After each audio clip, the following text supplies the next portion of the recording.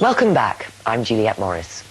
In the 1960s, the East End of London was the heart of gangland Britain, and the characters that made that heart beat were the notorious Kray twins.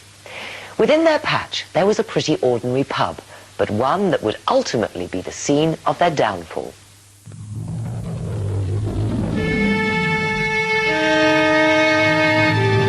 In the centre of London's East End on the Whitechapel Road stands the Blind Beggar public house.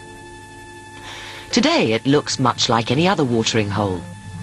But in 1966, a fatal visit from one of the infamous Kray twins earned it a place in British criminal history.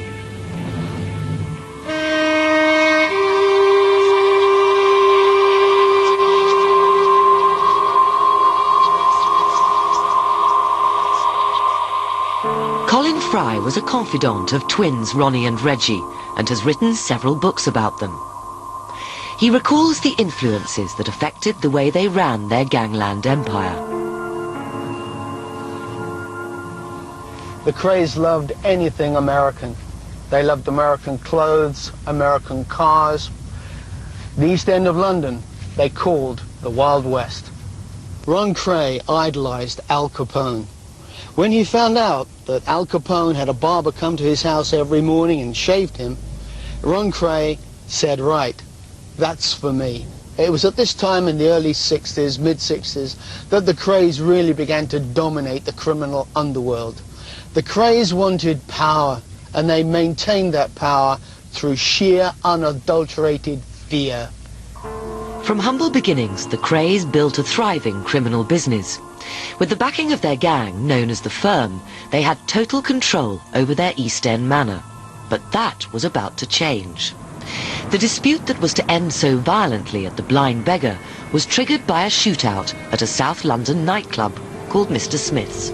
There were various members of some of the London gangs present that night at Mr. Smith's. Nobody really knows what happened and why it happened, but there was a shootout.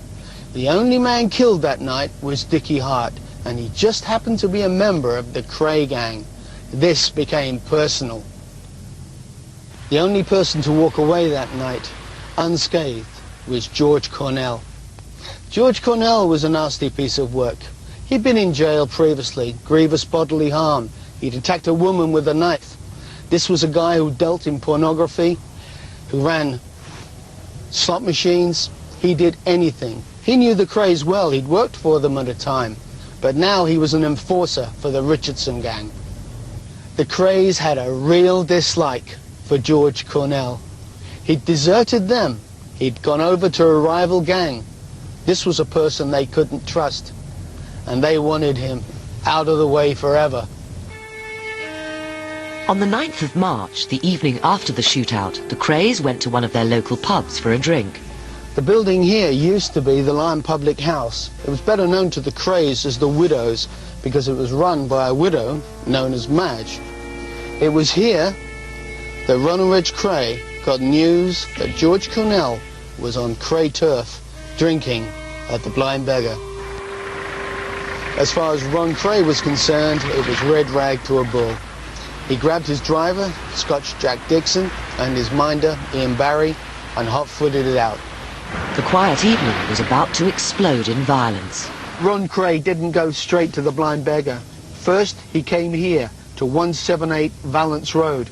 The house doesn't exist anymore, but this is where it was. This was the family home, and to the Krays and to the Firm, this was known as Fort Valence. And this is where Ron Kray kept his arsenal of guns. Ron chose a semi-automatic pistol from Fort Valence and headed for Whitechapel Road. Did he mean business? You bet he meant business. Ron Kray only had a gun in his pocket for one reason, and that was to shoot somebody. Armed and dangerous, Ron arrived at the Blind Beggar. Current landlord Bill Scarborough takes up the story. Since the 60s, the whole layout of this pub has changed dramatically.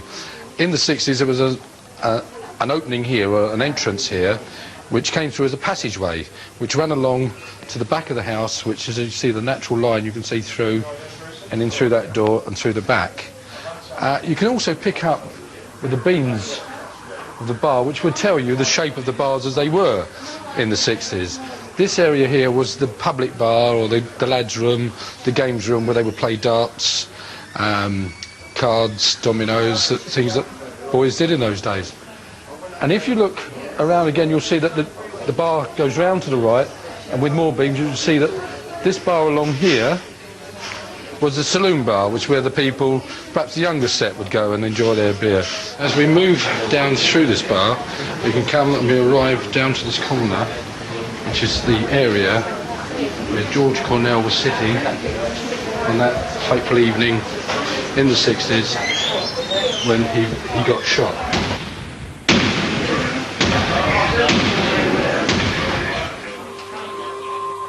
The story as I heard it, and I got it straight from the horse's mouth, George Cornell was sitting here with his friend Albie Woods having a quiet beer. The door opens. It's Ron Kray. Cornell looks up, sneers sarcastically.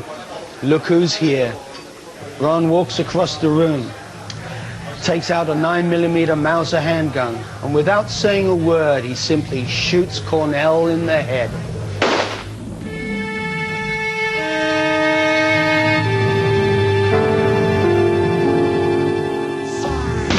Barmaid just put a new record on the jukebox. It was the Walker Brothers, The Sun Ain't Gonna Shine Anymore. The story goes, it got stuck. It kept playing anymore, anymore, anymore.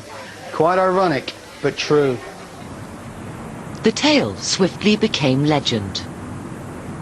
If I was to believe every person that I've spoken to since I've been here, that I was here the night that George Cornell was shot, we'd have enough customers to fill the Albert Hall. The most common question that we get asked from the staff and by myself is that where exactly was George Cornell shot? And the standard reply that we have is in the head. Scotland Yard put one of its top detectives onto the case of the murder at the Blind Beggar, but the pub didn't give up its secrets easily. Within hours, the whole of the East End knew Ron Kray had shot and killed Cornell. But nobody was talking. They weren't silly. The firm was around here. They were getting people to stay quiet. Everyone knew what would happen to them. There was half a dozen people, no more. Everybody was frightened. When the police arrived, they questioned the barmaid. Surely she'd seen the shooting. But at the identity parade, she couldn't pick Ron Kray out. Again, it was pure fear. She knew she had to be quiet. No one here wanted to say a word. In the end, the long arm of the law caught up with the twins. They were arrested in May 1968 and stood trial at the Old Bailey. The Blind Beggar incident is probably the most significant of any incident involving the Krays. The rules changed in that one split second it took to pull that trigger. Ron Kray rewrote the rules. The law had to close in. The net was tightening. Everything changed from that night. Both twins received sentences designed to keep them in prison for at least 30 years. Ronnie died in 1995, Reggie 5 years later. Yet after all this time, rumours are still rife as to the real motive for the murder. Legend has it that the reason why Ron Kray shot George Cornell was because Cornell had called him a fat puff. But I had a chance to ask Ron Kray that question. Why did you kill George Cornell? He said, simple. He was on my turf. He had to die. The big question in the whole saga of what happened here at the Blind Beggar was why George Cornell was here that night. Nobody really knows. There'd been a gang fight at Mr. Smith's club down in Chatsworth the night before. Cornell was the only one of the Richardson gang to walk out of that.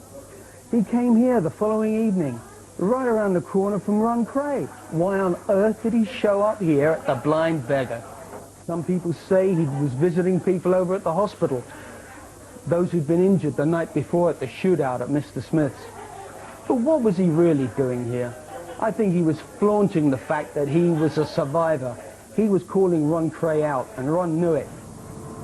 It's many years since the shooting, but the Blind Beggar still remains famous for more than just its beer.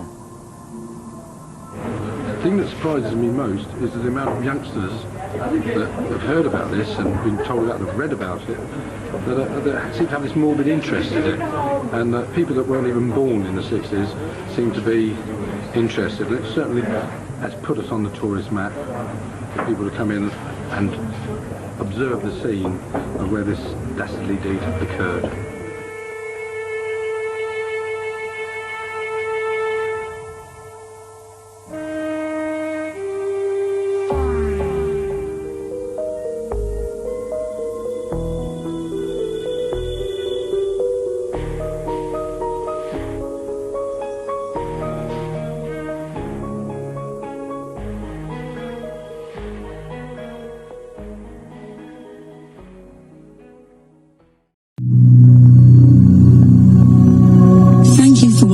If you enjoyed the video, please join our Facebook group.